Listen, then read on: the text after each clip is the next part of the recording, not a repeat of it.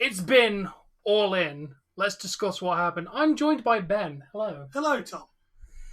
I hope you've all enjoyed All In. We have to discuss what happened, who did what, and how good this show was. We obviously kick off with the 0 Hour. Nice little tribute to Bray with Renee quoting Bray. That was really nice. I enjoyed that. Jeff Jarrett got beat up by Grado, as well as his cronies. That was quite entertaining. Ben didn't see that part. And then Miro and Powerhouse Hobbs had a little brawl as well during the 0 Hour, which Ben was not here for either, because he was at home. I do apologise. Yes, Aussie Open defended against Better Than You Baby in the first match, and Better Than You Baby picked up the victory in a very hard-fought match with a double clothesline, of course. I would have to give the match a fair 4 out of 5. It was a really, really good opening match. Ben did not watch this match. Then we had Hook versus Jack Perry. A little bit of a brawl. We had a limousine involved, and then crossface, and then submission with the Red Rum by Hook to win the championship. Did you watch that match or you not? Oh, I didn't. I literally walked in just as that match finished up. Yeah, I'd give that another 4 out of 5. Good little action. I really like Hook. He's bulked out a bit. Jack Perry's a great character as well. Overall, a really, really solid opening match to continue the kickoff. But let's start with our opening match. CM Punk, Samoa Joe for the fake AEW World Championship. For the real AEW World Championship. That's the one MJF is holding. Because apparently they have to do the same storyline WWE did with CM Punk and John Cena. Guess whose idea it probably was? It was probably bitch-ass Punk's. Yes, it was. I bet you. Punk managed to win with a Pepsi plunge. Yeah. It wasn't a solid match. It was a bit, I felt it was a bit of a sloppy. I'd give it a 2 out of 5. I'd give it a 1.5. I'm sorry. It wasn't good. Joe looked strong. Punk looked alright, but just this ending was a bit sloppy. Just you can tell neither men are in their peak at this point. After this, we go on to Adam Page, Kenny Omega, and Kota Ibushi taking on Bullet Club Gold and Takeshita. I botch that name all the time. This was a really, really solid match. A lot of back and forth. Actually. A very lot of back and forth. After the match, Bullet Club Gold and Takeshita pick up the victory over Kenny Omega, with Takeshita pinning Kenny Omega. Of all things, they were going to do it. Really good victory. Honestly, Bullet Club Gold are it's one of my favourite tag teams right now. Takeshita is very interesting, and it's nice to see Omega putting over a new talent. I'd have to give this match a fair 3.75 out of 5. I'll give it 3.5, just because I felt there was a lot of botching. There was a lot of miscommunication within the match. Yeah. Still a solid match. Very solid match. Then we go to FTR versus the Young Bucks for the AEW World Tag Team Championships. As you would expect, it wasn't the greatest shatter machine to win, to be fair. But it was still a solid match. The whole match was very solid. A lot of high impact spots planted throughout the match. Good back and forth. After the match, obviously FTR retained. They offered a handshake. Bucks rolled out the ring and left them hanging. Really, really nice to basically show Bucks being assholes, which I really like when they do this. It was a solid match between the two, but there's no love lost between the two, which is what I think it should be. Two of the greatest tag teams in there. FTR and the Bucks proving that tag team wrestling is still a thing. Yeah. I'd have to give this a 4.5. I'm gonna give it a 4.7 on that one. I felt the action was well there. Yeah. Then we go to Best Friends, Eddie Kingston and Pentagon Jr. versus the Blackpool Combat Club and Santana and Ortiz. in a Stadium Stampede match. I'll leave this one over to you, seeing as this was your best match of the night. Oh my god. There was minifans. There was guardrails. There was Pentagon turning into a different character in red. And there was also Sue with the cookies. Sue had cookies. There was glass. There was Legos. There was barbed wire. There was just carnage everywhere. Like, my god, from start to finish, this match was brutal. There was sticks in the head of Moxley. There was forks. There was so much violence in this match. Personally, my favourite match of the night, but not the highest rated. It was my favourite match, but match ratings aren't based on favourites. They're based on the quality of the match. Otherwise, this would have been higher. So, I'll go first on my match rating. Yeah. I'll leave it down to you. I'm at a 3.2 on this one. Oh. Just it was a very well played out match. But I'll leave the final big one to you. Yeah. Best Friends obviously picked up the victory. After a glass-coated Orange Cassidy managed to hit him with a glass-coated orange punch. Yep. Yeah, I would have to give this a 3.75. Brutal from start to finish, but that doesn't make it a quality match. I can't be too generous to hardcore matches because I am a hardcore fan, but overall, there was a good enough action here, and it was a very nice round way to end this feud, I think. I really did enjoy it. After that, Britt Baker takes on Hikaru Shida, Saraya, and Toni Storm in the AEW World Women's Championship.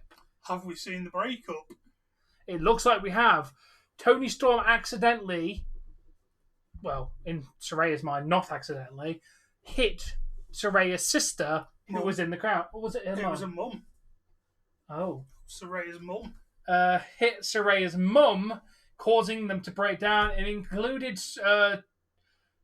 wait, did Saraya... Was it Saraya? Yeah, Saraya hit Ruby, didn't she? Or was that Storm? No, it was Storm.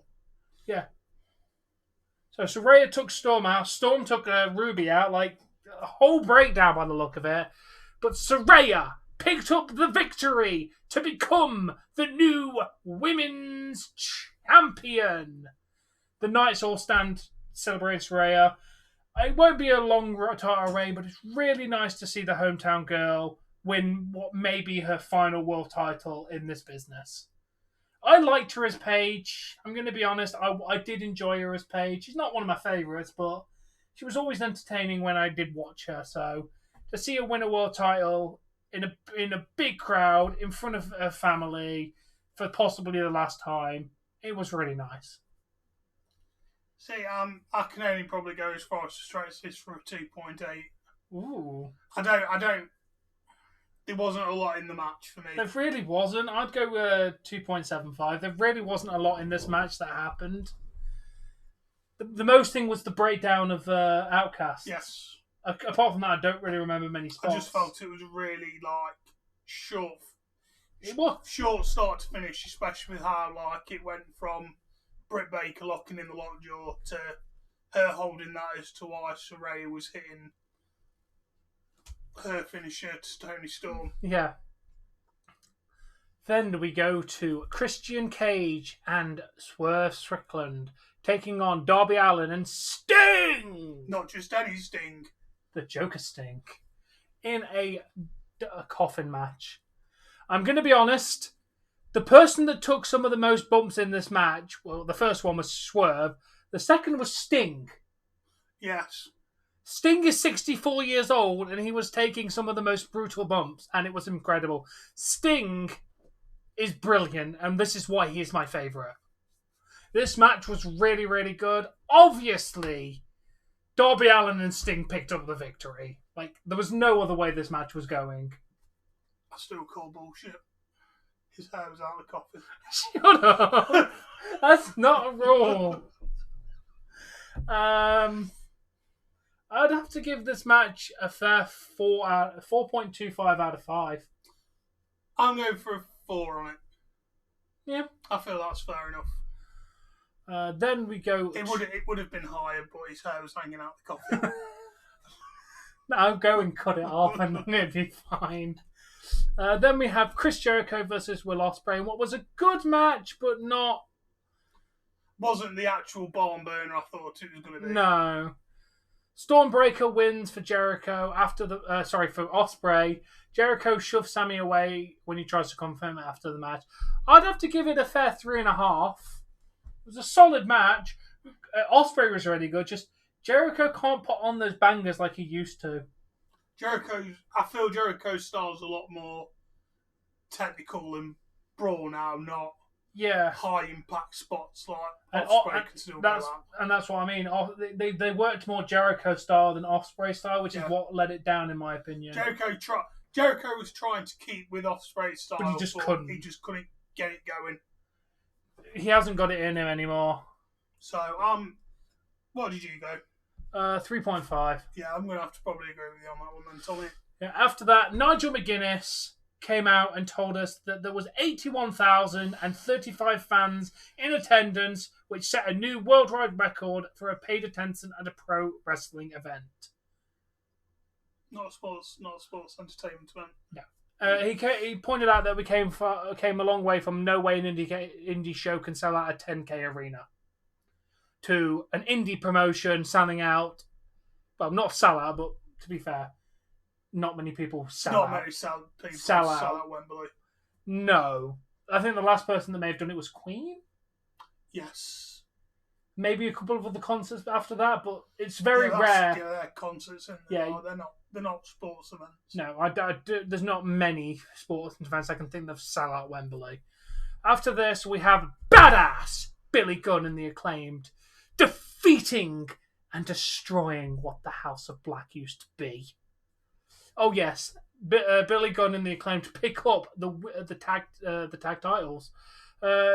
Julia Hart even got a scissor kick off the top rope, which was a spot I was not expecting. No, great spot. I think, to be fair, this was a solid 6-man tag. Very solid. And to watch what AEW are doing right now with a lot of their older wrestlers is fantastic. To watch Billy Gunn perform how he performs when I feel he wasn't performing like this even well into his prime. Yeah. But he's putting on like Sting, putting on some of the great matches of his career right now. Yeah, exactly. Billy Gunn's doing phenomenal work. The Acclaimed have just been elevated by Billy Gunn. As I was saying during the show, it was good because the Gunns weren't benefiting from Billy. No. But He wasn't working with them. The Gunns are now benefiting from being with the Bullet Club. They work as a heel, but Billy Gunn's heel work isn't that great most of the time. He's really good as a face in this. This is good Billy Gunn. Like, what he's doing here is fantastic. And of course, we got a scissor party after the match. Scissoring. Even the House of Black presented them with the titles after a very long, awkward, and scary pause. What would you give this match? Joe, I'm going to put it up there at about 4.5. I feel like it was a great match. I'd have to go 4.25. Then we go to Adam Cole, baby, facing off against Maxwell Jacob Friedman for the world title. They are the world tag titles. Yeah, but they weren't going for them together. No, they already won them. The first time it ended with a double pin. Adam Cole's like, 5 more minutes. And I want you to excuse my French. He went, 5 minutes is not long enough. We're going to have a fucking winner at Wembley. Yes, he dropped the F-bomb live on pay-per-view and they did not censor it and it was brilliant. Roderick Strong got involved. You had tense moments. At one point, MJF could have used the diamond ring, chose not to. Adam Cole had plenty of chances. Chance. Roderick Strong then kicked MJF in the dick. Gave Adam Cole the belt, like, do it, and then he's like, no.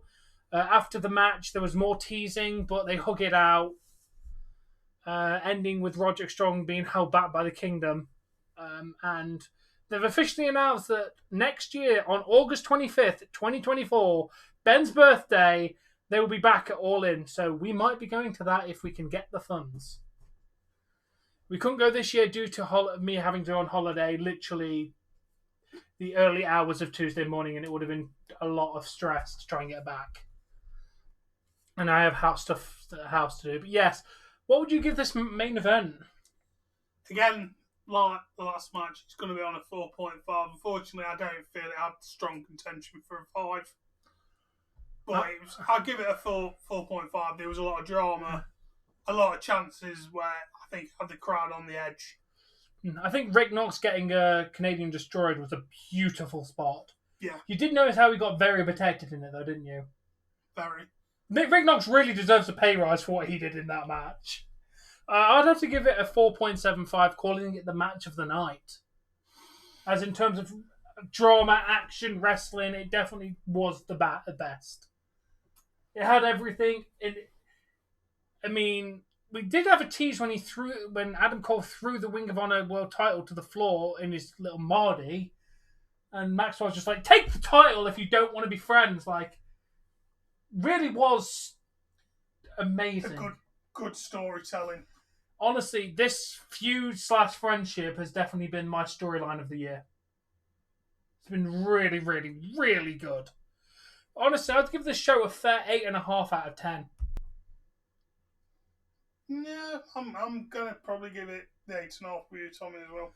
Yeah, it has been an absolutely amazing show. Cannot wait to see what they put on next year.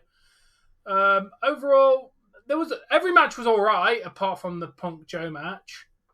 Nothing disappointed me. Nothing let me down from my expectations, apart from maybe the Jericho Ospreay, but that's just because I know how well both men can work, and it just didn't click as much here than it should have. But them two just didn't have the ring chemistry. Maybe, like I said, I think it's the fact that Jericho couldn't keep up with Ospreay's style, and Ospreay had to adapt his style to work with Jericho, and it didn't work. It clashed. It clashed a hell of a lot. It clashed way too much. Like, Jericho just couldn't adapt well enough, and Ospreay just his style's too fast and hard hitting for someone like Jericho now. You said it right. That sort of match for them would have probably helped 10, maybe 15 years ago. Oh, definitely. If you had Jericho in 2013, even Jericho in 2018 when he was doing stuff with Omega, even five years ago, yeah, it would have worked better. But still, Ospreay got put over. That's the main thing. Everyone won correctly here, minus Joe. I really think Joe should have beat Punk. I'm on the old contention. I think Punk's an absolute cancer to AEW. Right now, yes. We're not going to get into the politics on this video, but right now, every correct winner won, in my opinion. Minus Joe. Minus Joe not winning. And maybe, actually, no, I don't want the Bucks to have the titles again. I'm happy F2 retain. They need to drop it to someone like Bullet Club Gold. Anyway, guys, we do hope you've enjoyed this review. We will be back.